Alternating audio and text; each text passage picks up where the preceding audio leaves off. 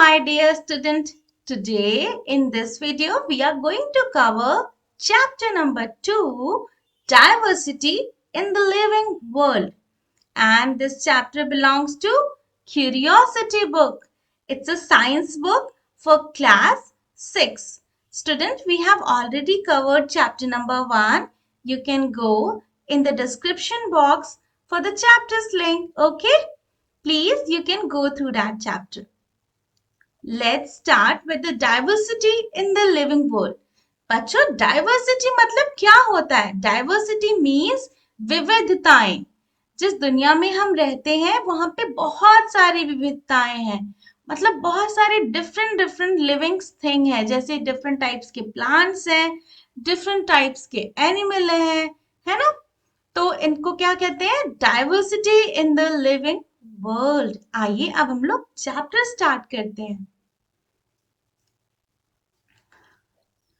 छायामणयस्य कुर्वन्ति तिष्ठन्ति स्वयमातपे फलान्यापि परार्थाय वृक्षः सत्पुरुषा इव. यह सुभाषित है बच्चों. मतलब इट्स अ वाइज सेइंग है ना. इसका क्या मतलब है? Trees stand in the sun and give shade to others. Their fruits are also for others. Likewise, good people bear all hardships and bring welfare to others. They give to others whatever they have earned. कहने का मतलब यह है कि जो वृक्ष होते हैं वह धूप में खड़े होते हैं और शेड भी दूसरों को देते हैं, फल भी दूसरों को देते हैं. उसी तरह जो अच्छे लोग होते हैं वो हर तरह की परेशानियां सहकर इस दुनिया में अच्छी चीजें लेकर आते हैं दूसरों के लिए. और जो भी उन्होंने अर्न किया होता है, जो भी उन्होंने अर्जित किया होता है, वो दूसरों को देते हैं. जैसे कि वृक्ष दूसरों को छांव देते हैं, है ना स्टूडेंट? तो वृक्ष और अच्छे लोग एक ही समान होते हैं. आइए अब आगे बढ़ते हैं. It is a pleasant morning after yesterday's refreshing rain. आज बहुत खूबसूरत सा दिन है, बहुत खूबसूरत सी सुबह है. किसके बाद? कल के एक रिफ्रेशिंग बारिश के बाद. Dr. Raghu and Maniram Chacha have been invited to the school by the science teacher, Madam Sulekha, to facilitate an exciting nature walk. बच्चों, आज इतनी खूबसूरत सुबह थी तो सुलेखा मैम ने डॉक्टर रघु को और मनीराम चाचा को स्कूल में बुलाया. क्यों? नेचर वॉक के लिए, ताकि बच्चे नेचर वॉक पर जा सके. फिर क्या हुआ देखो. Doctor Raghu is a scientist at the nearby research laboratory and Maniram Chacha is an elderly person from nearby community. जो डॉक्टर रघु हैं वो एक साइंटिस्ट हैं, एक वैज्ञानिक हैं. अब नियरबाई मतलब पास के रिसर्च लैबोरेटरी में, जहाँ पे रिसर्च होते हैं, है ना. और मनीराम चाचा क्या? फ्रॉम द नियरबाई कम्युनिटी, मतलब पास के कम्युनिटी से. जो मनीराम चाचा is an expert in mimicking bird call. जो बर्ड कॉल्स में जैसे चिड़िया आवाज देती है उसको वो मिमिक कर सकते हैं, उसको वो कॉपी कर सकते हैं, उसकी वो नकल उतार सकते हैं. And he is an expert मतलब वो उसमें बहुत माहिर है ना. He is also brilliant at identifying a variety of plants and animal. मतलब वो पेड़ पौधे और जानवरों को भी पहचानने में बहुत ब्रिलियंट है, बहुत तेज है. उनको पता है, उनको ये पता है कि कौन से एनिमल हैं, कौन से प्लांट्स हैं, उनको समझ सकते हैं. मतलब या तो वो नेचर में हमेशा रहते होंगे, तभी तो वो हर चिड़ियों की आवाज जानते जाते उसको कॉपी करने लगते हैं, है ना. तो वो बहुत बुद्धिमान है. To prepare them for the nature walk, Dr. Raghu informs the student that the objective of this walk is to experience the beauty and variety of plants and animals in the nature. तो अब क्या है, doctor Raghu is a scientist, वो तो वैज्ञानिक है, तो उन्होंने बच्चों को बताया कि बच्चों, हम लोग इस वॉक पे इसलिए जा रहे हैं ताकि हम लोग नेचर के ब्यूटी को एक्सपीरियंस कर सके। क्या जानकर? वेराइटी ऑफ प्लांट्स और एनिमल के बारे में जानकर, है ना। अब सपोज करो उन्होंने बच्चों को नहीं बताया होता तो बच्चे क्या करते, मस्ती में घूमते और फिर आ जाते। बट उन्होंने मेंशन किया कि हमारा ऑब्जेक्टिव ये है कि आपको ध्यान देना है, आपको एक्सपीरियंस करना है कि कौन कौन से प्लांट्स होते हैं, कैसे कैसे एनिमल्स होते हैं, कैसे कैसे बर्ड्स होते हैं, ताकि बच्चे उनका केयर कर सके, ठीक है, ध्यान से उनको सुन सके। The students are excited to join them. तब स्टूडेंट और एक्साइटेड हो गए, वाओ अब तो हम नई नई चीजों के बारे में जानेंगे। क्यों? They are curious to interact and learn from them. बच्चे बहुत ज्यादा क्यूरियस थे, है ना, बहुत इच्छुक थे कि उनसे हम जाने, उनके बारे में, उनसे इंटरैक्ट करें। The teacher advises the student to carry a notebook, a pen and a water bottle. बच्चों वो नीचे वॉक पे गए थे तो ऑब्वियस है चलते चलते थक सकते थे, तो प्यास लगते सकती थी, इसीलिए उन्होंने कहा कि आप सभी वाटर बॉटल भी कैरी कर लें, एक पेन और नोटबुक, क्योंकि यदि कोई अच्छी चीज दिखी तो उसको ड्रॉ कर लेंगे, उसको नोट कर लेंगे पेन की हेल्प से और नोटबुक में, है ना। आइए, as they walk they begin exploring the plants and animals around them. Dr. Raghu advises the student to notice the variety of smell in the parks. मतलब जो पार्क है ना उसमें बहुत सारे स्मेल्स थे, बहुत सारे डिफरेंट डिफरेंट। यदि आप भी बारिश होती है, मिट्टी की खुशबू आती है, कई बार कीड़े मकोड़े की भी खुशबू आती है ना, कई बार बहुत अच्छे अच्छे फ्लावर्स की भी खुशबू आती है। तो डॉक्टर रघु ने बच्चों को कहा कि आप सभी खुशबू पे ध्यान देंगे कि इस पार्क में बहुत सारे डिफरेंट डिफरेंट टाइप के स्मेल्स हैं, तो उनको केयर करना, ठीक है, नोटिस करना। And emphasis is respecting all living creatures and observing them without disturbing, है ना बच्चों। देखो हमें सबको ऑब्जर्व तो करना है बट डिस्टर्ब नहीं करना। फॉर एग्जाम्पल यदि कोई खूबसूरत सी बटरफ्लाई दिखी तो उसे नोट करना है, हाँ इसका कलर ब्लू है, बट आपको उसको टच करके डिस्टर्ब नहीं करना है। यदि कोई खूबसूरत सा फ्लावर दिखा तो वो भी आप देख लो, थोड़ा सा स्मेल भी कर लो, बट आपको उसे तोड़ना नहीं है। तो ऑब्जर्व तो करना है सब कुछ बट बिना डिस्टर्ब किए, ठीक है। अब देखो, मनीराम चाचा tell the students to not only observe different plants and animals but also to carefully listen to different sounds। मतलब उन्होंने कहा कि आप सिर्फ देखो मत, है ना, सिर्फ डिफरेंट डिफरेंट प्लांट्स को देखो मत, डिफरेंट डिफरेंट एनिमल्स को देखो मत, उनको स्मेल भी करो, है ना।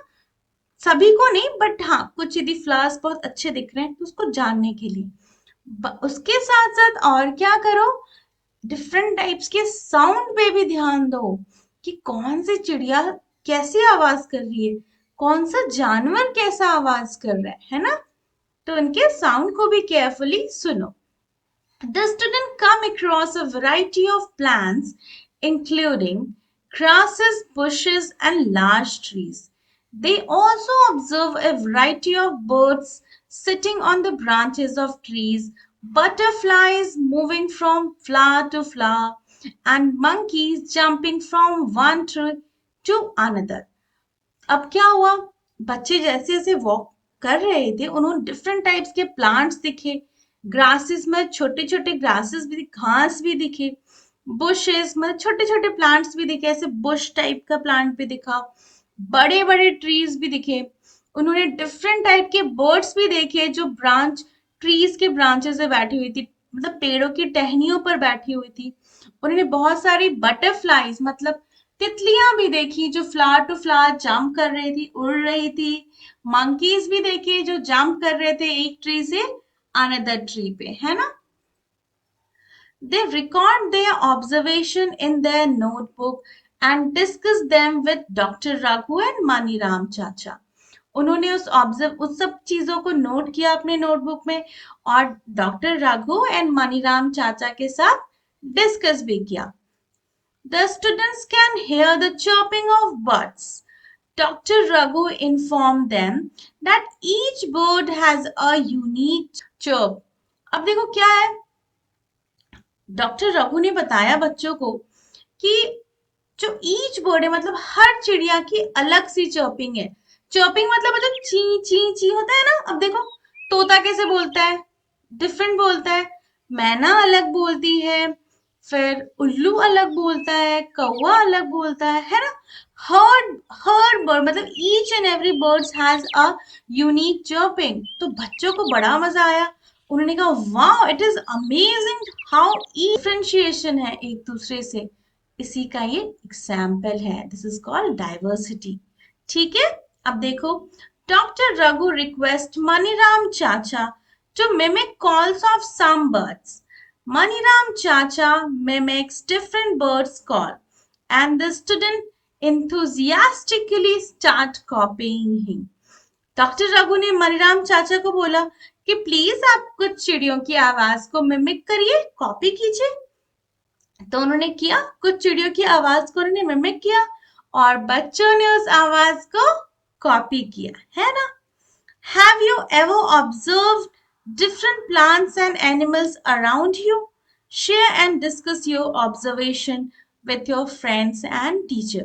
यदि आपने आसपास डिफरेंट डिफरेंट प्लांट्स और एनिमल को देखा है, ऑब्जर्व किया है, तो आपको अपने फ्रेंड्स और टीचर के साथ शेयर करना है. और बच्चों आपको बचपन में याद होगा, जब भी कोयल बोलती थी कू, तो हम भी कहते थे कू.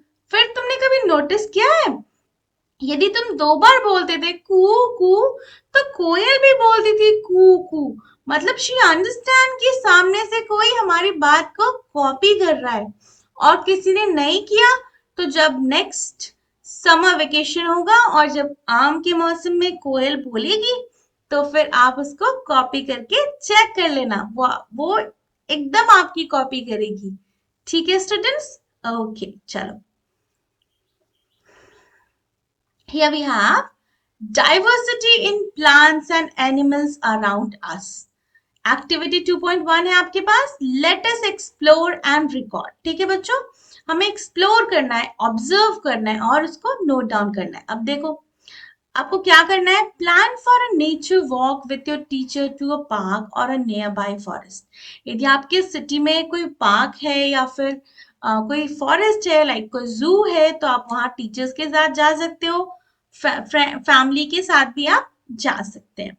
While on the nature walk, observe different plants, insects, birds, and animals. Also note the weather condition, whether it is hot, cold, windy, and so on. तो आप नोट कर सकते हो. और जब भी आप जाओ, चिड़ियों के बारे में, कीड़ों के बारे में, अदर जानवर के बारे में, प्लांट्स के बारे में. और आपको ये भी नोट करना है कि वेदर की क्या कंडीशन है, गर्मी है, ठंड है, हवा चल रही है, बारिश है ना. तो ये आपको नोट करना है. You can collect different types of fallen leaves or flowers and create a scrapbook. बच्चों स्क्रैप एक डिफरेंट टाइप की कलरफुल सी बुक होती है जिसमें हम कुछ अपनी हॉबीज का डेटा कलेक्ट करते हैं. It can be a fallen leaves collection, flowers collection, उसमें हम लोग फ्लावर्स भी स्टिक करके रख सकते हैं, कार्टून्स रख सकते हैं. तो किसी भी तरह की जो हम अपनी हॉबीज को कलेक्ट करते हैं या फिर अपने इंटरेस्ट की चीजों को कलेक्ट करते हैं किसी बुक पर स्टिक करके या स्टोर करते हैं बुक के अंदर, उसको स्क्रैप बुक कहते हैं. ठीक है. तो आप इस तरह की एक नोटबुक बना सकते हो या फिर आप A4 शीट का एक कलेक्शन रेडी कर सकते हो जिसमें आप फॉलन लीव्स को स्टिक कर लेना या फिर ड्राई फ्लावर को भी आप स्टिक कर सकते हो. Okay. Take care of the plants and animals in nature. तो आपको पेड़ पौधे और जानवरों का भी ख्याल रखना है. कैसे? Ensure that you do not disturb the plants and animals in the park. Do not pluck leaves and flowers. Be careful बच्चों. गलती से भी कोई पेड़ पौधे टूटे ना, आपको तोड़ना नहीं है और किसी भी जानवर को डिस्टर्ब नहीं करना है ना. सपोज करो कोई कोई कीड़ा जा रहा है, तो यदि आपको वो काट नहीं रहा तो आपको उसको डिस्टर्ब नहीं करना, मारना नहीं है, जाने देना है, ठीक है। No no.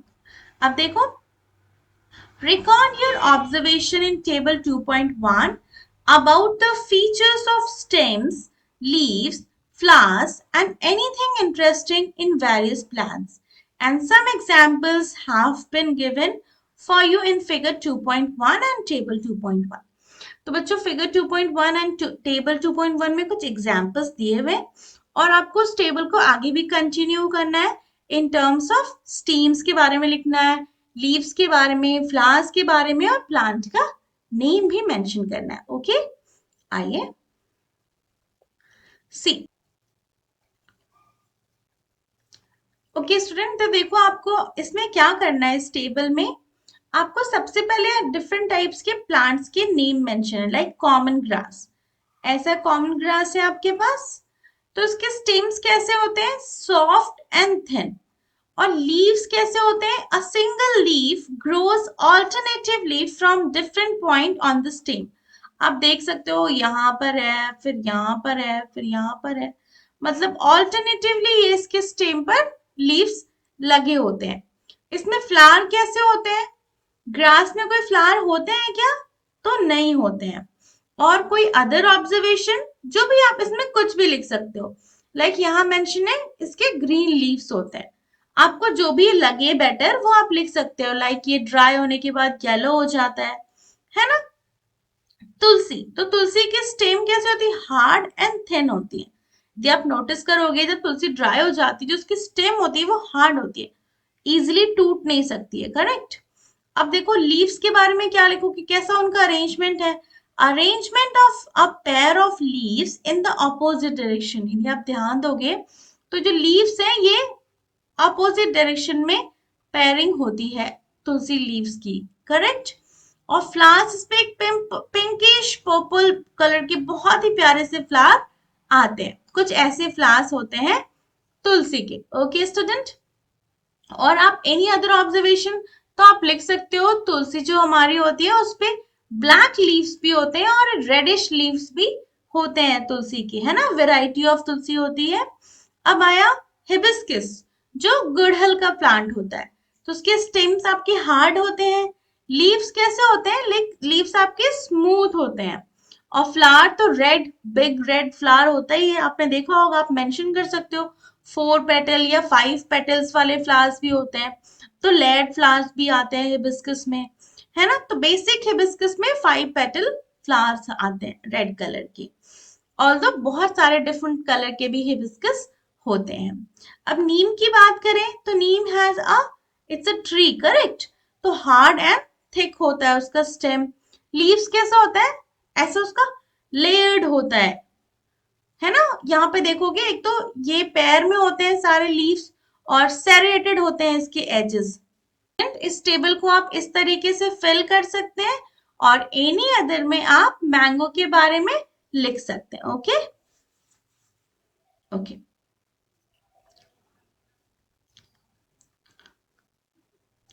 What similarities and differences did you find among the plants that you observed? तो स्टूडेंट जब आपने इसको समझा तो आपने क्या सिमिलैरिटीज और डिफरेंस फाइंड आउट किया, ये आपको नोट करना है और डिस्कस भी करना है। You must have observed that plants have a variety of features such as tall, short, hard and soft stems. कुछ प्लांट्स की जो स्टेम्स होंगे टॉल होंगे, शॉर्ट होंगे, या फिर हार्ड और सॉफ्ट होंगे, है ना। या फिर आपने क्या नोटिस किया होगा, different shapes of leaves and their arrangement on the stems और ब्रांचेस, है ना। कुछ लीव्स जो होंगे वो पेयर में अरेंज होंगे, कुछ लीव्स ऑल्टरनेटिवली अरेंज होंगे। तो ये सारी चीजों को भी आपको ऑब्जर्व करना है और नोट डाउन करना है। एंड यस, आपको उनके फ्लावर्स के बारे में नोट करना है कि flowers are varying in colour, shape and scent. हर फ्लावर का एक डिफरेंट स्मेल होगा, कलर होगा और शेप भी होगा। Okay, and now create a list of animals you observed during this walk or from your previous experiences. Record the places where they live, the food they eat, and the ways they move around in. Table 2.2, आपको इसको table 2.2 में करना है. And some example have been provided for you. कुछ examples आपके लिए given है और आपको नोट करना है कि ड्यूरिंग द वॉक आपने और कौन से जानवर देखे. ओके, आइए देखते हैं. देखो, आपको क्या करना है, सबसे पहले आपको उसके लोकल नेम लिखने. लाइक उन्होंने क्या देखा, क्रो. उन्होंने कौवा देखा. कहाँ रहता है कौवा, ट्री के ऊपर. और फिर उन्होंने क्या देखा, उन्होंने वो कौवा क्या खाता है, इंसेक्ट्स खाता है. The food they eat, the way they move around, वो flies, it flies, and crow walks. Walk भी करता है और उड़ता भी है. And any other observation you have, like carrying a twig in its beak. अपनी चोंच में वो चीजों को लेके कैरी करता है. ठीक है. अब देखो, ant. Ant is what, nest in soil and burrow. Burrows मतलब बच्चों वो बिल बनाकर रहते हैं और उनका नेस्ट होता है. बहुत ही खूबसूरत नेस्ट बनाते हैं वो मिट्टी के अंदर. ओके, वो क्या खाते हैं, दे ईट लीव्स, शीट्स एंड इंसेक्ट्स. है ना, कीड़े मकोड़े भी खाते हैं, बीज और पत्तियां, यही मिलते हैं उन्हें. चीनी तो उनको मिलता नहीं है पार्क में. करेक्ट. तो वो ये सारी चीजें करती हैं. कैसे वो चलती हैं, एंड क्रॉल्स, है ना, वो रेंगती हैं. या फिर आप वॉक भी लिख सकते हो, कोई प्रॉब्लम नहीं है. एंड कोई other observation, they have 6 legs, आप लिख सकते हो. है ना. और भी आपने कुछ नोटिस किया तो आप वो भी नोट कर सकते हो. लाइक वो रो में चलती हैं, वो ग्रुप में काम करती हैं. है ना, आप इसको नोट कर सकते हो. अब देखो, काऊ. काऊ क्या करता है, काऊ कहाँ रहता है, काऊ बर्न्स में रहता है ना, या फिर काऊ शेड में रहता है. जो गौशाला होती है उसको काऊ शेड कहते हैं, तो वो काऊ शेड में रहता है. Food they eat, what cows eat, cows eat grasses, leaves. है ना. The way they move, they walk. कोई अदर ऑब्जर्वेशन, काउज हमेशा में मिल्क देती है. और कोई जानवर बताओ, फिश के बारे में ले लो. है ना, फिश के बारे में ले लो, उसके बारे में लिख लो. कहाँ रहते हैं, वाटर में रहते हैं. क्या खाते हैं, कीड़े मकोड़े, एल्गी, फंगी. क्या करते हैं वो, अपने कैसे मूव करते हैं, वो स्विम करते हैं. उसके बाद अदर ऑब्जर्वेशन में आप क्या बोल सकते हो, उनके पास गिल्स होते हैं. तो इस तरीके से आप लिख सकते हो. ओके, क्या क्या लिखोगे, देखो. And crawls, cow lives in cow sheds and barns, walks, chew curds, वो खाना को पेट से निकाल के दोबारा चबाते हैं, उसको बोलते हैं कर्ड्स. एंड फिर हमें दूध भी देते हैं. फिश के बारे में, वाटर बॉडीज में रहते हैं वो फिश. एल्गी, इंसेक्ट्स, प्लैंक्टन्स खाते हैं, स्विम करते हैं, गिल से वॉक करते हैं. और एक आप बटरफ्लाई लिख सकते हो. बटरफ्लाई कहाँ रहती है, गार्डन में या फील्ड्स में. And what they eat nectar from flowers. है ना, फ्लावर्स के रस को पीते हैं ना. और वो उड़ते हैं और उनके colourful. What are the similarities and differences among the animals that you have observed and recorded in table 2.2? आपको नोट करना है कि आपने क्या सिमिलरिटी नोटिस करा, क्या डिफरेंसेस नोटिस करा, और अपने जो टेबल 2.2 में नोट करा है उसको आपको चेकआउट करना है और फ्रेंड के साथ डिस्कस भी करना है. Okay.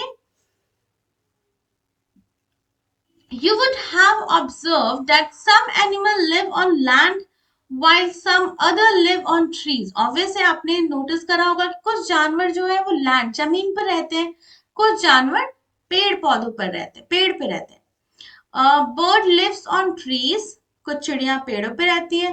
Fish lives in water, है ना, मछली पानी में रहती है. And some animals like frog live in land as well as in water, जिसको हम एम्फीबियंस भी कहते हैं, जो हमारे पानी में भी रहते हैं और लैंड पे भी रहते हैं. है ना. और जो पानी में रहते हैं उसको क्या कहते हैं, mention in comment section. You all know, I guess. Okay. Animals have a variety of foods they consume. जो जानवर होते हैं वो डिफरेंट टाइप्स की चीजों, फूड मतलब बहुत डिफरेंट टाइप के खाना को खाते हैं. And movements they exhibit, and उनका जो मूवमेंट होता है वो डिफरेंट होता है. Correct. Sketch the plants and animals observed by you in your notebook and prepare a scrapbook with leaves, flowers, from different plants and feathers from different animals. Okay student, जब आप park में घूम रहे होगे तो आपको कुछ पंख मिलेंगे, कुछ पेड़ पौधे के डिफरेंट शेप्स के लीव्स मिलेंगे, डिफरेंट कलर्स के फ्लावर मिलेंगे, डिफरेंट कलर के इवन लीव्स भी मिलेंगे। उन सबको आपको पिक कर लेना, तोड़ना नहीं है स्टूडेंट, जो गिरे होंगे ना वो लेना, ठीक है। और उसको आपको अपने स्क्रैप बुक में कलेक्ट करना है और उनके बारे में थोड़ी छोटी चीजें टेबलर फॉर्म में बनाकर उनको आपको नोट करना है। Okay, you have to write what? Write all the detail you have gathered about them. आपको टेबलर फॉर्म में बनाओगे तो आपको सेग्रीगेट करने में इजी हो जाएगा, तो आप डिफरेंशिएट भी इजीली कर सकते हो। अब देखो, while traveling to and from school, observe your surrounding and look out for a variety of plants and animals. Add the name of any plant or animal that you have not listed before in table 2.1 and 2.2. तो जो आप return आ रहे हो to and from, जब आप park से school जा रहे हो, स्कूल से पार्क जा रहे हो, तब आपको नोट करना है, देखना है कैसे कैसे पेड़ पौधे हैं, कुछ नए नए जानवर दिखते हैं कि नहीं, और उनको आप अपने टेबल में नोट मेंशन कर सकते हो। Okay student, see here we have activity 2.2, let us appreciate। आपको क्या करना है? appreciate करना है। now what you have to do, close your eyes for 30 seconds and think of one plant and one animal that you have closely observed and have appreciated very much। देखो, आपने पूरा बाग घुमा तो ऑब्वियस आपने बहुत सारे जानवर और बहुत सारे पेड़ पौधे देखे होंगे, बट कोई एक जानवर या कोई एक पेड़ पौधा होगा जो आपको बहुत अच्छा लगा होगा, आपने बहुत ध्यान से उसको ऑब्जर्व किया होगा। तो you have to close your eyes, आपको अपनी आंखें 30 सेकंड के लिए क्लोज करना है, उसको इमेजिन करना है। Okay, now what you have to do, now each one of you can draw the plant and animal that you thought of on the black board. अब आपको जो भी आपने जो भी जानवर के बारे में सोचा या फिर जो भी आपने प्लांट के बारे में सोचा, उसको आपको ब्लैक बोर्ड पे ड्रॉ करना है। आप यहाँ पे देख सकते हो बच्चे ड्रॉ कर रहे हैं। Okay, see what are your observation about the various plants and animals that have been drawn। जो आपने नोटिस किया होगा ऑब्वियस आप वही ड्रॉ करोगे, तो आपको यहाँ पर वो चीज ड्रॉ करनी है। लाइक आपने किसी प्लांट में डिफरेंट टाइप के लीव्स देखे तो आप उसके लीव्स ड्रॉ कर दोगे। आपने किसी जानवर की पूंछ देखी और फिर तो आप पूरे स्ट्रक्चर के साथ उसका पूंछ भी ड्रॉ करोगे, है ना। मोर में आपने बहुत खूबसूरत से पंख देखे उसके राउंड शेप में, उसके पीछे क्राउन जैसा, तो आप उसको ड्रॉ करोगे। तो आपने जो भी ध्यान से नोटिस करा आप उसको ड्रॉ करोगे। How many different plants and animals did the entire class draw on the blackboard? फिर आपको नोट डाउन करना है कि पूरी क्लास मिलकर कितने number of plant and animal को ड्रॉ किया है ब्लैक बोर्ड पर। फॉर एग्जाम्पल यहाँ पे कितने ड्रॉ किए, देखो 1 2 3 4 5 6 7 8 9 10 11 एंड 12। तो यहाँ पे 12 plants and animals have been drawn, तो आप इसको नोट डाउन करोगे। Okay, do you think that there may be many more varieties of plants and animals other than those drawn on the draw boards? तो obvious है, there may be there are many more के बहुत सारे वहां पे और भी plants and animals होंगे। ऑब्वियस है होंगे ही होंगे, बट हाँ हमें कुछ ही नोटिस करते हैं ना, हमें कुछ चीजें बहुत अच्छी आती है तो हम उसे बहुत ध्यान से देखते हैं, तो आपने उसको नोट करा है। Okay student, see the variety of plants and animals found in the particular region contributes to the biodiversity of that region, है ना student.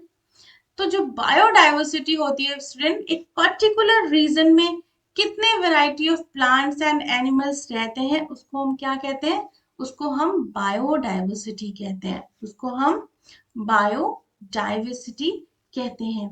Each member in the biodiversity of a region has a different role to play। और उसमें सारे जो animals होते हैं वो different different role play करते हैं। For example, trees provide food and shelter to some birds and other animals. Animal helps in spreading seeds after eating fruits and so on. Can you think of more such examples? This shows that plant and animals are dependent on each other. है ना student? जैसे किसी पेड़, जैसे आम, जैसे जानवर है, मंकी है, वो मैंगो के पेड़ पर है, उसने मैंगो खाया और फिर उन्हें इसने मैंगो के बीज को क्या किया, फेंक दिया, उससे क्या हुआ, दूसरी जगह पे ही आम के पेड़ उग गए। तो इस तरह के से एक पर्टिकुलर रीजन में कितनी वैरायटी ऑफ प्लांट और एनिमल मिलते हैं, उसको हम बायोडायवर्सिटी कहते हैं। ठीक है, उसको हम बायोडायवर्सिटी कहते हैं। सी सेक्शन 2.1 में क्या है, how to group plants and animals. अब देखो, how would you arrange your books and notebook in groups? Would arranging them groups help you better organise your school bag? Now let us look at the world around us. अब देखो, तुम्हें जो books और notebook होती है उनको तुम कैसे ग्रुपिंग करते हो? क्या तुम्हें जो बुक्स और नोटबुक को अरेंज करने में, जो आप अरेंज करके स्कूल बैग में लाते हो, तो उससे आपको हेल्प मिलता है, या फिर आप ऐसे ही अरेंज कर लेते हो, या फिर रैंडमली डाल देते हो? ये आपको बताना है, और क्यों करते हो, आपको ये भी बताना है। Late us look at the world around. अपने चारों ओर देखो, दुनिया में कितने सारे प्लांट्स हैं, जानवर्स हैं। We are surrounded by a variety of plants and animal with different features about which you have learn in section 2.1। है ना, हमने कुछ के बारे में सेक्शन 2.1 के में पढ़ा है। We can group them based on similarities and differences among them. हम लोग उनको ग्रुपिंग कर सकते हैं सिमिलैरिटीज, मतलब जैसे फॉर एग्जांपल के लिए, जैसे जो लैंड पे रहते हैं उनको, जो पानी में रहते हैं उनको, जो दोनों पे रहते हैं उनको, या फिर जो पेड़ों पे रहते हैं, या फिर जो डोमेस्टिक्स होते हैं, जो घरों में रहते हैं, हमारे लिविंग सराउंडिंग में रहते हैं, जो जंगल में रहते हैं, है ना। तो based on similarities and differences हम जानवरों को, प्लांट्स को एक दूसरे के ग्रुप में डिफरेंशिएट कर सकते हैं, उनको ग्रुप में डाल सकते हैं, उनकी ग्रुपिंग भी कर सकते हैं। बट इससे क्या फायदा होगा? इससे हमें सीखने में आसानी होगी, इससे हमें उनको समझने में आसानी होगी। उसी तरह जब आप बुक्स भी अरेंज करते होगे, तो आपका टाइम ज्यादा व्यर्थ ना हो, आपका टाइम ज्यादा वेस्ट ना हो। आप अपनी नोटबुक एक तरफ अरेंज करके रखते होगे, अपनी सारी बुक्स एक तरफ अरेंज करके रखते होगे, या तो जो बुक्स से रिलेवेंट नोटबुक है आप उनको एक साथ रखते होगे, है ना बच्चों। तो दिस इज कॉल्ड सेग्रीगेशन, या उनको हम ग्रुपिंग भी कहते हैं। अब देखो, we have activity 2.3, let us group. ठीक है, अब सबको हमें ग्रुपिंग करनी है। कैसे? Collect pictures of various other plants and animals, cut their picture from old magazine, newspaper, charts and other sources. Paste each of these picture on a different card. अब देखो, हमें different types के plants और animal को cut कर लेने हैं। अपनी से ये आपकी जो रेलेवेंट बुक है, आपको उस बुक से कट नहीं करनी। You have to use what, old magazines या पुराने न्यूज़पेपर जो आपके अभी यूज में नहीं है, जिनको आपको ये पढ़ना नहीं है, या फिर आप चार्ट पेपर से भी कट कर सकते हो। ओके, और उनको आप कट करके एक कार्ड पे स्टिक करना है। ओके, आप देखो, divide your class in group of 5 to 6 student each. 5 to 6 student का आप एक एक ग्रुप बना लो। Now pull the cards prepared by the student in your group। अब आपको जो कार्ड आपने प्रिपेयर किया उसको मिक्स अप कर लो। ठीक है, observe various features of plants and animal shown on the cards. अब जो डिफरेंट टाइप्स के प्लांट्स और एनिमल्स हैं उनके फीचर्स को आपको कंपेयर करना है, उनको आपको ऑब्जर्व करना है। And now what you have to do, you have to recall the features of plant and animals that you have listed in table 2.1 and table 2.2। आपने टेबल 2.1 और 2.2 में जो अपने फीचर्स को नोट आउट किया है, आपको उसको याद करना है और एक दूसरे के साथ डिस्कस करना है। फॉर एग्जाम्पल, जो ग्रुप है उनको एक डिफरेंट टाइप का एनिमल मिला या फिर प्लांट मिला, फिर वो डिस्कस करेंगे कि ये प्लांट ऐसा था, ये प्लांट ऐसा था, ये एनिमल ऐसा था, यहाँ रहता था, ये खाता था, और भी इसमें ये डिफरेंट थे, इसके लीव्स ऐसे थे, इस प्लांट में फ्लावर ऐसे होते होंगे, होते हैं। तो आप इस तरह की चीजें आप डिस्कस कर सकते हैं। And then You have to group them on the basis of common features. For example, आपने नोटिस कर लिया अच्छा इसकी जो लीव्स अरेंजमेंट है वो पैरेलल है, तो आप उसके बेस पे आप सारे को ग्रुपिंग कर सकते हो. Okay, now share the and discuss the basis of grouping you have made with other groups in your class. जो आप ग्रुपिंग कर लोगे उसके बाद जो अदर ग्रुप के बच्चे हैं उनके साथ डिस्कस करोगे, उनके साथ शेयर कर लोगे. इस तरीके से आप लर्न कर सकते हो. कैसे? खेलते खेलते, है ना. आइए अब आगे देखते हैं. You will be surprised to see that the bases used by different groups may vary. है ना. ऑब्वियस है बच्चों, जो 5 और 6 स्टूडेंट का ग्रुप्स है तो किसी ने लीव्स को कंसिडर किया, उसके बेस पे ग्रुपिंग करी है, किसी ने स्टेम्स के बेस पे ग्रुपिंग करी है, किसी ने फ्लावर के बेस पे ग्रुपिंग करी है, किसी ने स्टेम्स के थिक है या थिन है इसके बेस पे ग्रुपिंग करी है. तो ऑब्वियस है उनका जो बेस होगा वो सब डिफरेंट होगा, वो ग्रुप टू ग्रुप वेरी करेगा. Okay, what do you think are the reason behind it? इसमें कोई प्रॉब्लम नहीं है, जिसने जिसको नोटिस करा उनने उसको डिफरेंशिएट किया, उस पे बेसिस पे ग्रुपिंग करी. Different student might have chosen different common features for the grouping purpose. Obvious है. For example, some student may have chosen the height of plant as the basis for grouping, while others might have chosen the presence or absence of flowers as the basis of grouping of plants. है ना student. तो इस तरीके से आप कर सकते हो. फॉर एग्जाम्पल फ्लावर्स के लिए उन्होंने क्या किया, प्लांट्स के लिए किसने चूज किया कि किसमें फ्लावर्स होते हैं किसमें नहीं होते हैं, स्टेम्स हार्ड होते हैं या सॉफ्ट होते हैं. एनिमल्स के लिए उन्होंने ईटिंग हैबिट चेक करी, या फिर उन्हें चेक करा कौन से जानवर कहाँ रहते हैं. तो इस तरीके से आप डिफरेंट क्राइटेरिया के बेस पे ग्रुपिंग कर सकते हैं. ओके, नेक्स्ट देखते हैं. या फिर आप किसके बेस पे कर सकते हो. You may have grouped animal based on varied features such as what they eat, where they live, what color they are and how they move. इन सारे बेस पे आप ग्रुपिंग कर सकते हो. What is the importance of grouping? Grouping makes it easier to understand and study plants and animals on the basis of their similarities and differences. हाँ student, हर चीज की grouping, किसी भी फील्ड में जो ग्रुपिंग होती है that is a part of arrangement, that is a part of management. ये मतलब हमें हेल्प करती है उस चीजों को अरेंज. फॉर एग्जाम्पल यदि आपने ओके जस्ट आप घर को कंसिडर कर लो, जो किचन का सामान है, जो राशन का सामान है, यदि आप किचन में रखोगे और यदि आपने इसको स्टडी रूम में रख दिया तो आपको जब काम के समय आपको ढूंढना पड़ेगा. You have to go to the study room.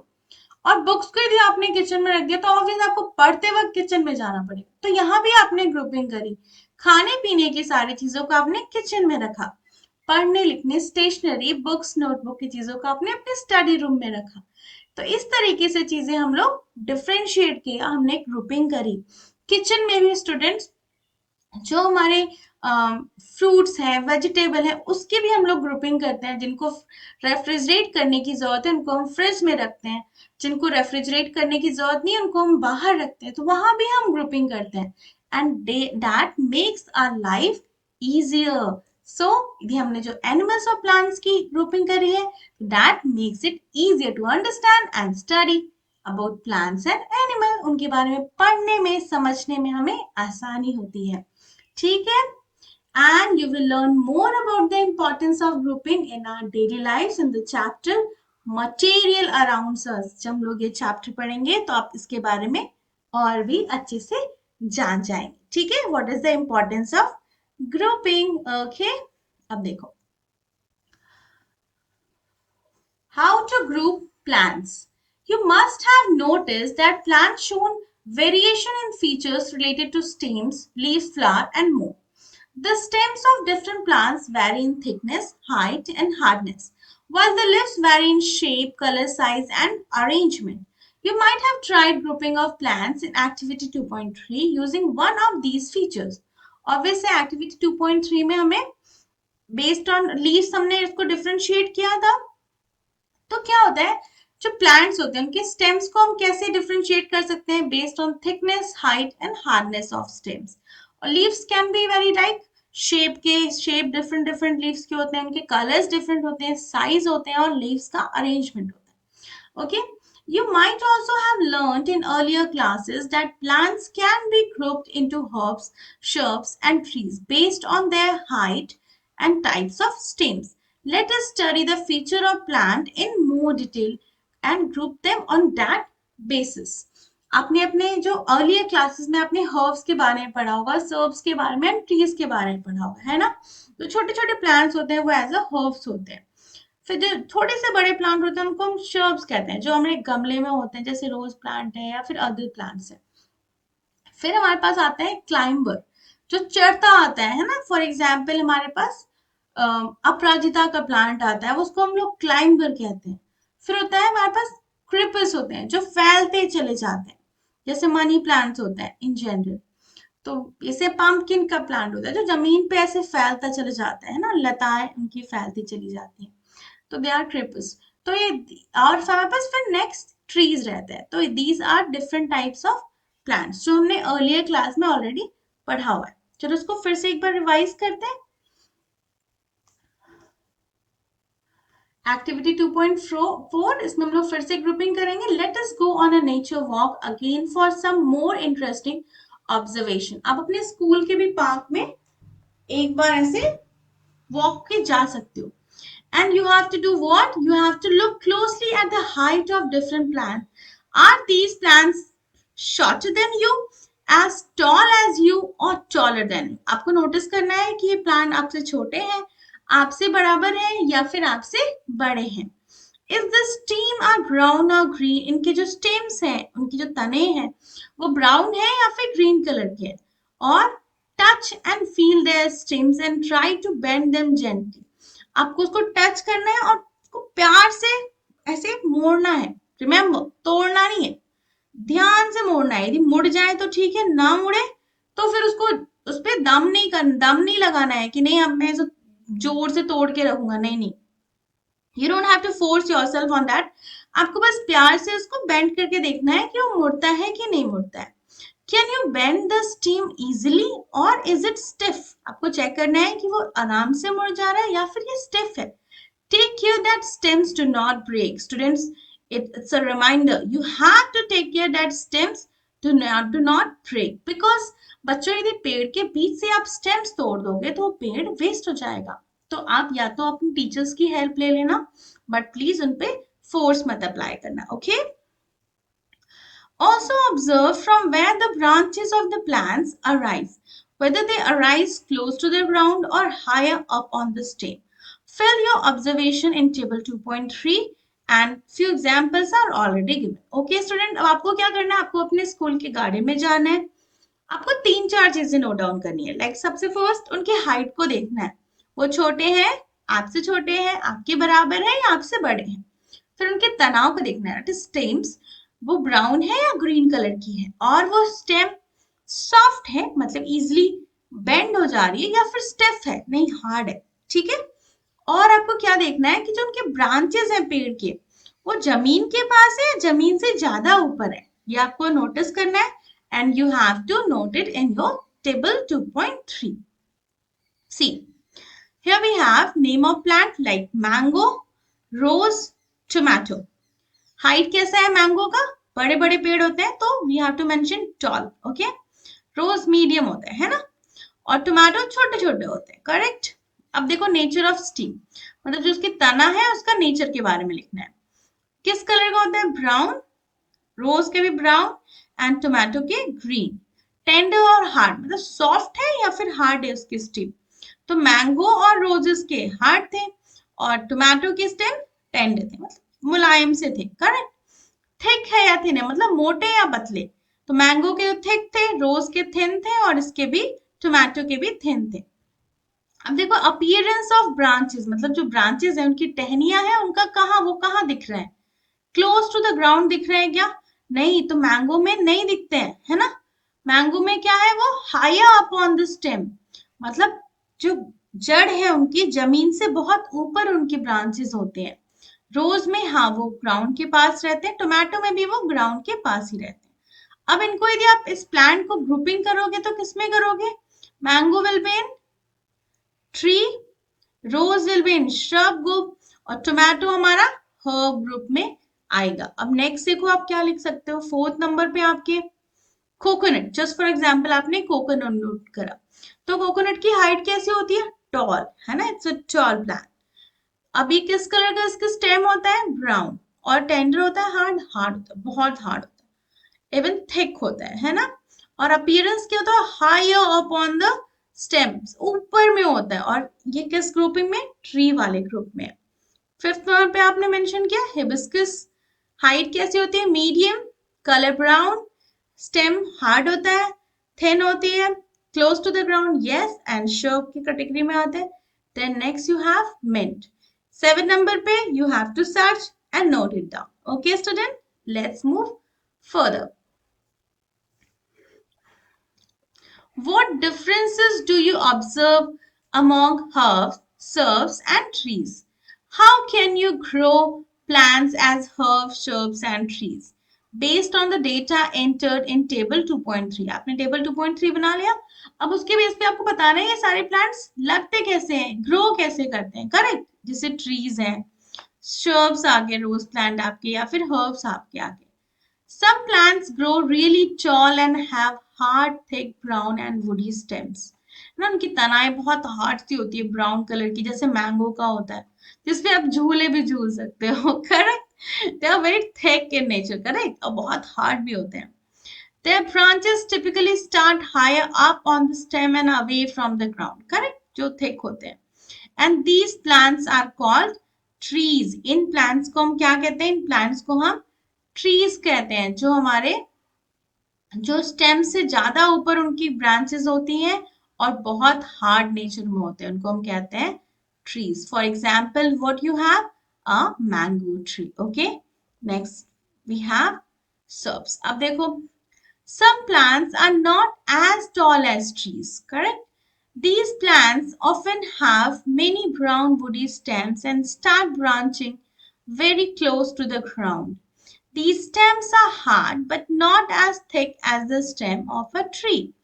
These plants are called shrubs. इनको हम क्या कहते हैं, shrubs कहते हैं, okay? For example, you have a rose plant is a shrub. ठीक है? देखो, some plants are typically small with soft and green stems, and these are known as herbs. For example, a tomato plant is a herbs, या फिर आप कह सकते हो पुदीना, धनिया, ये सारे जो हमारे हैं ना, ये सारे कोरिएंडर्स, ये सारे हमारे हर्ब्स हैं, करेक्ट। अब देखो, some plants with weak stems need support to climb and grow and are called climbers. जो चढ़ते चले जाते हैं ऊपर ऊपर ऊपर ऊपर, उनको climbers कहते हैं। And some plants creep along the ground and are called creepers. जैसे pumpkin का होता है, वो जमीन पर फैलता चला जाता है, उनको हम creepers कहते हैं।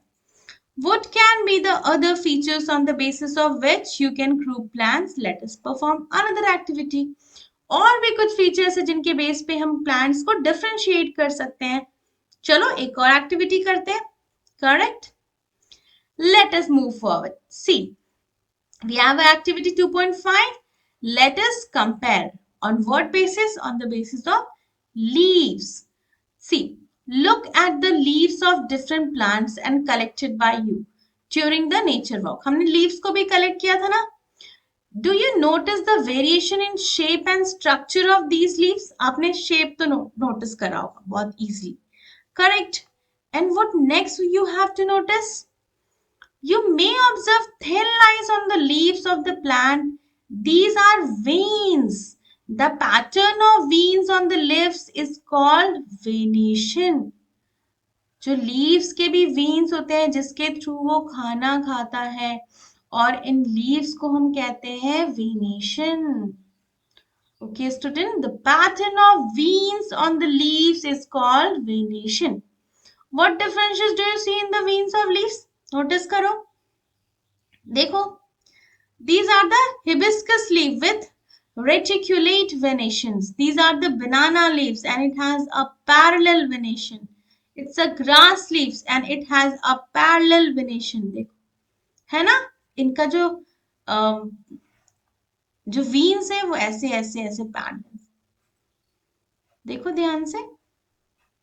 और इसमें ये रेटिकुलेट्स है, मतलब ऐसे है, एक ऐसे गई और फिर इसमें अलग अलग अलग अलग,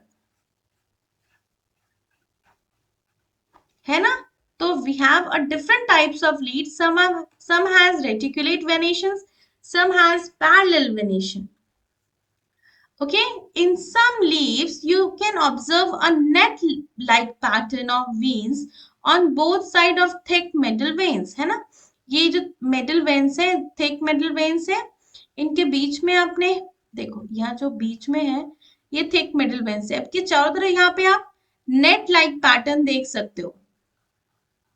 तो these are called reticulates veins, reticulates veins. और यहाँ पर क्या है, पैरेलल वेनेशंस है, तो इनको हम कहते हैं parallel venation, parallel venation.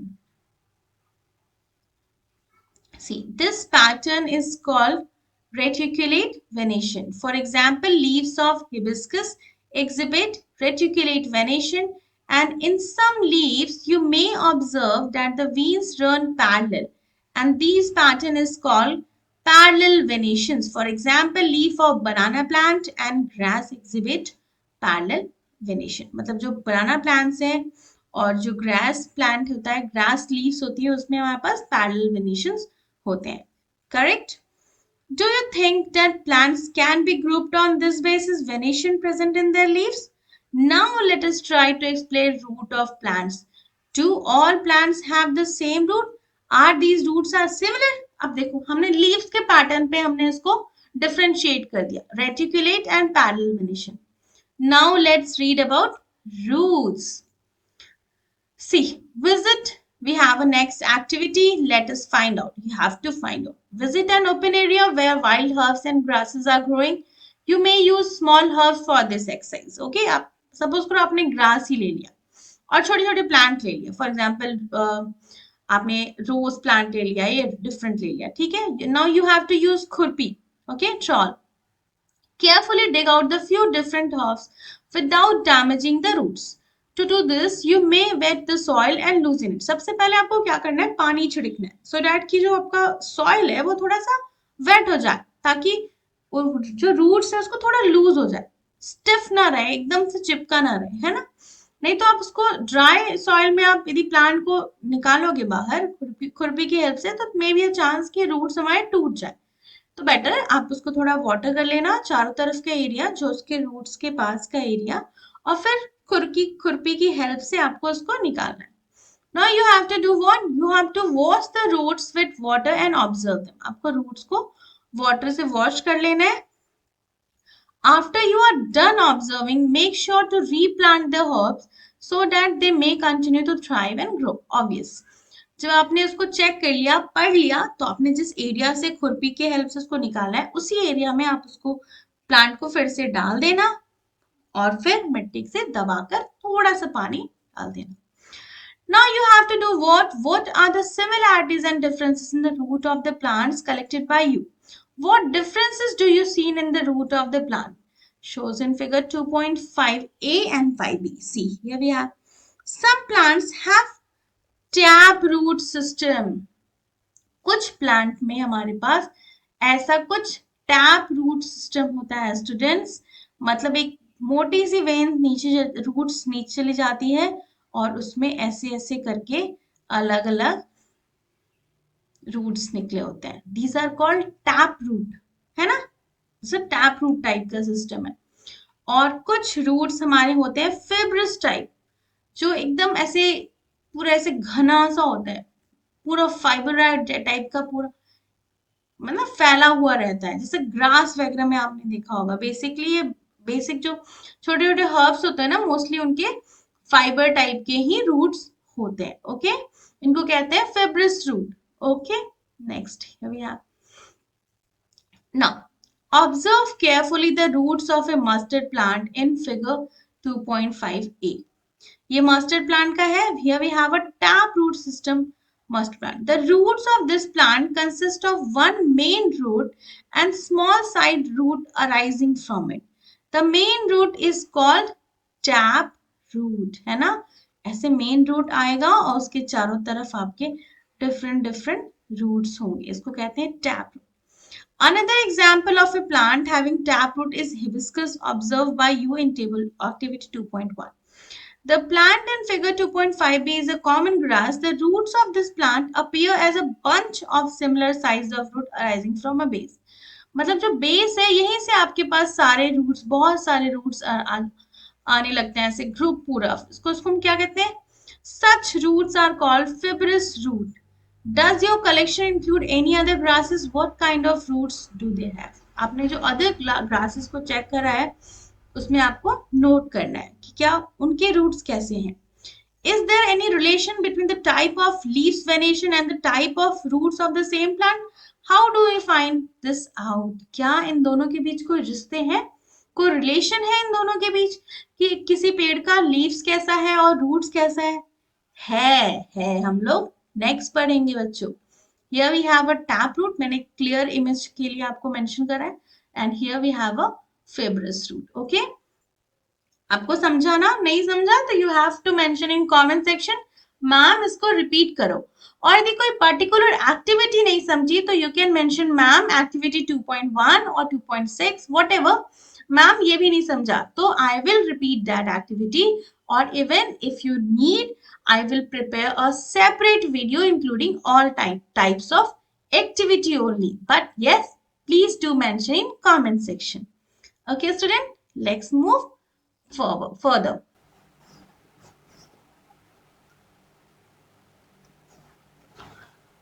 Okay, student, here we have activity 2.7. Let us relate and analyze. Okay, हमें इन सब चीजों को कोरिलेट करना है और एनालाइज करना है।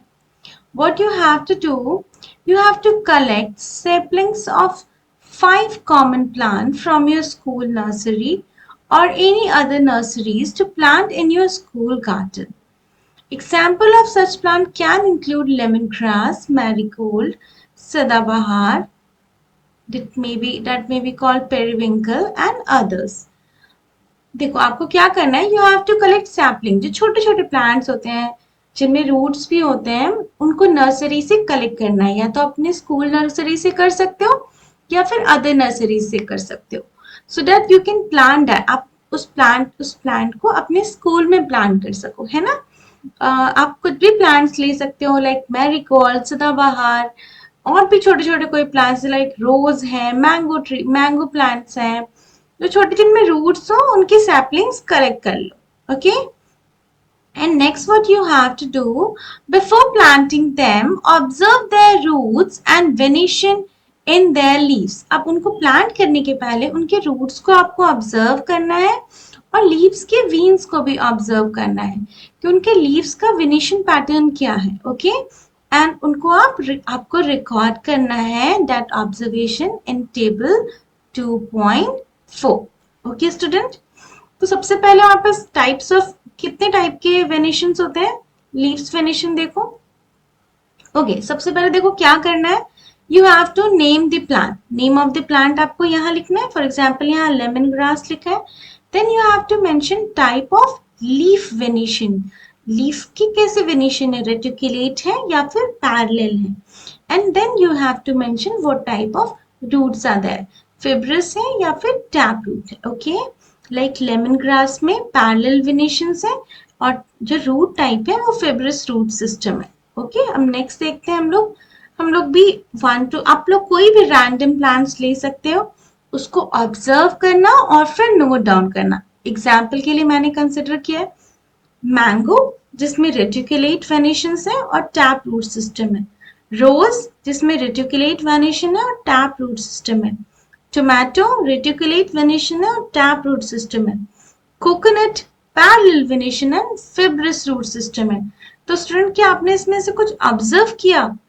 इन जनरल जो रेटिकुलेट्स लीव्स होते हैं जिनमें रेटिकुलेट्स वेनेशन होते हैं उनके टैप रूट सिस्टम होते हैं, एंड जो पैरेलल वेनेशन लीव्स होते हैं उसमें फिब्रस रूट सिस्टम होते हैं। ओके, और स्टूडेंट यहाँ पे एक है जो रोजेस होते हैं, इनिशियली रोज के जो टैप रूट सिस्टम है वो टैप रूट सिस्टम होती है, बट जैसे रोज थोड़े बड़े हो जाते हैं, उनके प्लांट्स थोड़े बड़े हो जाते हैं, रूट्स और डीप चले जाते हैं, तो और जब डीप चले जाते हैं तो जो रूट्स होते हैं वो फिब्रस जैसे हो जाते हैं। ओके, तो जब बहुत पुराने पुराने रोज यदि आप पिक करोगे तो आपको फिब्रस रूट भी दिख सकते हैं, बट इन जनरल उसमें टैप रूट सिस्टम होता है। ओके, तो कैसे होता है हमारा लीव्स पैटर्न? देखो, दिस वन इज रेटिकुलेट, और यदि हम पैरेलल की बात करेंगे तो उसमें पैरेलल वेनेशंस कुछ ऐसा दिखता है। ओके, आइए अब नेक्स्ट देखते हैं। सी, do you observe any the leaf venation and type of roots in these plants? A sadabahar plant has a taproot system and its leaves have a reticulate venation. Do other plants with reticulate venation have taproot system too? Yes. Let me highlight these words. See, a lemongrass, on the other hand, has fibrous root system and its leaves are parallel venations. And a sadavahar plant have a tap root system and leaves are reticulate venations. Similarly, you can say in general, plants with reticulate venations have taproot system while those with parallel venation have fibrous root system. Like chickpea is another example of a plant with taproot and reticulate venation in leaves, while wheat is an example of a plant with fibrous root and parallel venation in its leaves. Is there any relation among the seeds of the plant? Type of root and leaf venation? Are all seeds are similar? क्या बीज सबके same होते हैं? बताओ जरा। नहीं, इनमें भी डिफरेंसेस होते हैं। क्या होते हैं? देखो, ये सारे वीन से बच्चों, अलग अलग लीव्स के। Let me erase these lines.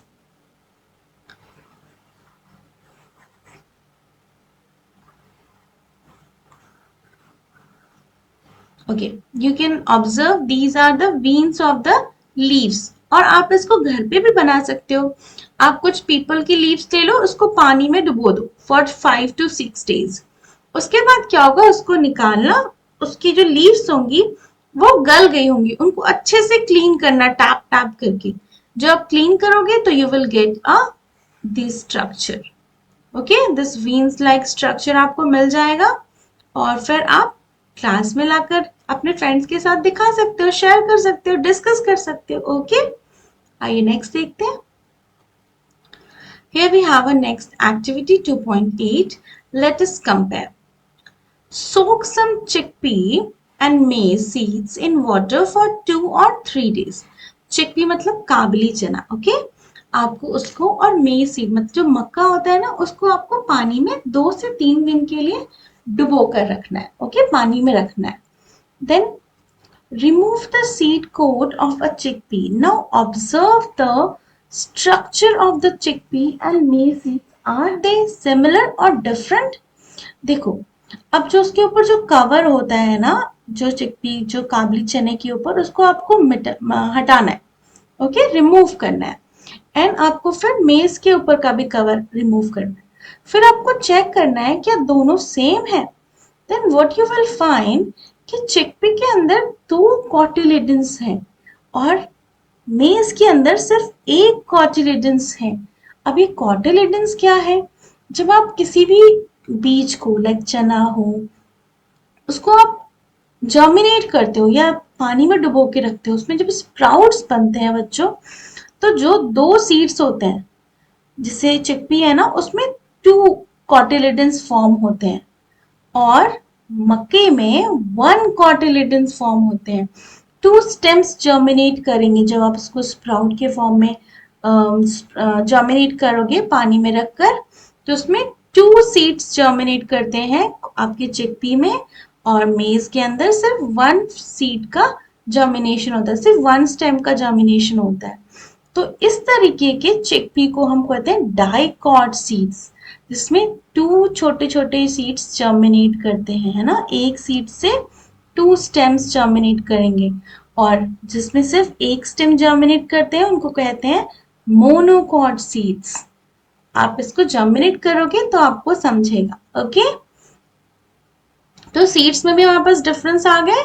One is dicot seeds and second one is monocot seeds. Okay, see, you would notice that chickpea seeds are split into two parts. Each part is called cotyledon. Plants that have seeds with two cotyledons are called dicotyledons or dicots. Maize has a single thin cotyledon and plants with such seeds are called monocotyledons or monocots. तो आप definition mention कर सकते हो. The plants which have single thin cotyledons are called monocots and the plants which have seeds with two cotyledons are called dicots. Okay. Then what relation do you observe among leaf venation root types and the number of cotyledons in seeds of a plant? Tell me. See.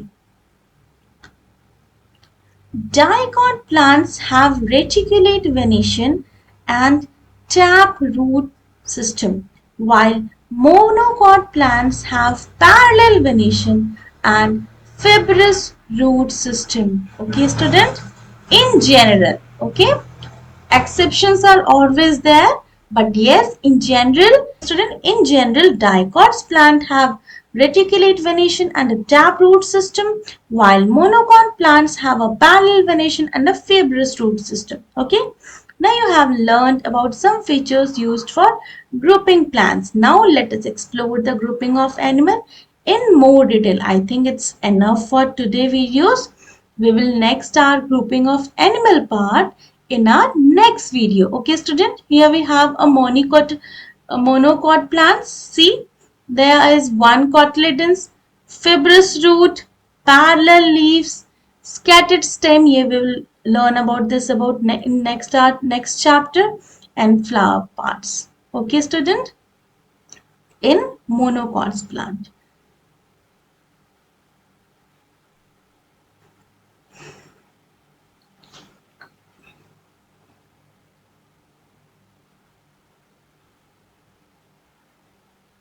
And in dicots plant, we have a taproot system, reticulate venation, and the stems will be vasculus bundle will be arranged in a ring form, and flower have a more than 4 or 5 petals. So here have 10 example of monocots plant, and then we have a 10 examples of dicots plant. You can go through them. Then till in this video what we have studied, बच्चे park में गए, वहां उन्होंने different types of plants और animal को observe किया, उनके features को ऑब्जर्व किया in terms of shape, sizes, colours and sound. और इस यूनिकनेस को जहां पे एक एरिया में, एक कन्फाइंड एरिया में प्लांट्स और एनिमल मिल के रहते हैं, उसको हम बायोडाइवर्सिटी कहते हैं. डॉक्टर रघु जो साइंटिस्ट हैं और मनीराम चाचा जिन्होंने मनीराम चाचा जिन्होंने चिड़ियों की आवाज कॉपी कर सकते हैं, उन्होंने बच्चों को बहुत सारी चीजें बताई. और बच्चों ने क्या ऑब्जर्व किया कि every bird has a unique chirp and each plant has its own shape, size and colour. And then next हमने क्या पढ़ा? हमने पढ़ा grouping of plants and animals. तो ग्रुपिंग क्यों जरूरी है? Just like how we arrange our books to find them easily, grouping of plant and animal help us understand and study them better, है ना? उनको समझने और easily पढ़ने के लिए बहुत जरूरी है. कैसे हमने ग्रुप किया प्लांट को? पहले हर्ब्स के टर्म में सर्व्स, ट्रीज, जिसमें हमने उसके बाद हमने क्रिपोक्रैम्पस भी पढ़ा था. फिर हमने टाइप्स ऑफ लीफ पैटर्न पढ़ा वेनेशन के टर्म में. एक होता है रेटिकुलेट एंड होता है parallel lines venation. And then हमने रूट के बारे में पढ़ा. Some roots are thick root जिसको टैप रूट सिस्टम भी कहते हैं, and some are fibrous root system. And हमने उसके बाद सीड्स के बारे में पढ़ा था. क्या पढ़ा था? कॉटिलिडन्स, एंड उसमें क्या था? Monocots and dicot. That is dicotyledons and monocotyledons, जिसमें 2 स्टेम सीड जर्मिनेशन होता है, that is dicots, and 1 seed germination होता है, that is monocots. That's enough for today videos. We will next part in our next video. Okay, student? Thank you.